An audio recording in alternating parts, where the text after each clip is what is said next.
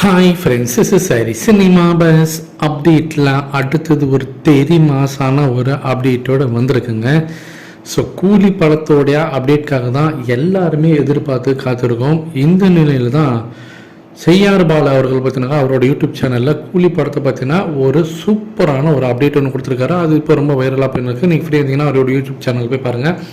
அவர் அதில் என்ன சொல்கிறாரு அப்படின்னு சொல்லிட்டு பார்த்தீங்கன்னாக்கா, கூலி படத்தோட இந்த போஸ்ட் ப்ரொடக்ஷன் பணி வந்து பார்த்தீங்கன்னா ரொம்ப தீவிரமாக இப்போ நடந்துருக்கு. நம்ம எல்லாருக்குமே தெரியும். அதில் குறிப்பாக அப்படின்னு பார்த்தீங்கன்னாக்கா, இந்த மாதம் கடைசியில் வந்து இந்த படத்தோடைய போஸ்ட் ப்ரொடக்ஷனில் முக்கியமான கட்டத்தை முடிச்சிருவாங்க. ஸோ ஆல்மோஸ்ட் வந்து மெயினான விஷயங்கள்லாம் வந்து பண்ணி முடிச்சிருவாங்க. அடுத்த ஒரு மாதம் ஃபுல்லாக வந்து அந்த recording, mixing, so CG works, so இந்த மாதிரியான விஷயங்கள் தான் அடுத்த மாதம் போகும்.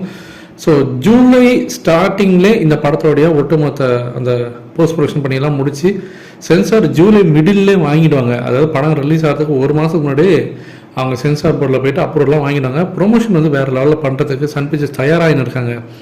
இப்போ இந்த கூலி படத்தோடைய ஒரு முக்கியமான அப்டேட்டுக்கு வரும். அதாவது இந்த படத்தில் அமீர் கான் அவர்களோட கேரக்டர் வந்து அவ்வளோ மாசாக இருக்கும். அவ்வளோ எல்லாருமே பேசக்கூடிய லெவலில் அந்த கேரக்டர் இருக்கும்.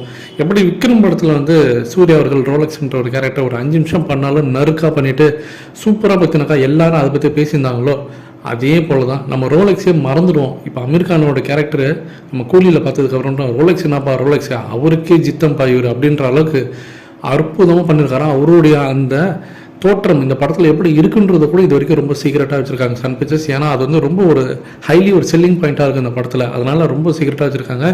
படம் ரிலீஸ் ஆனதுனோட்டா முக்கியமாக ஹிந்தி பெல்ட்லாம் இந்த படம் வந்து எல்லாராலையும் பேசப்படும். அதிலும் குறிப்பாக அமீர் கான் இப்படி பண்ணியிருக்காரு, இவர் இவ்வளோ மாதம் காட்ட முடியுமா, இது வரைக்கும் யாருமே நம்ம ஹிந்தி சினிமாவில் கூட இப்படி காட்டலையா அப்படின்ற அளவுக்கு பேசுவாங்க. அந்த அளவுக்கு இருக்கும் அப்படின்றதான் இன்சைட் ரிப்போர்ட்டர்ஸ்லாம் பேசக்கூடிய ஒரு தகவலாக இருக்குது அப்படின்ற மாதிரி அவர் சொல்லியிருக்காரு.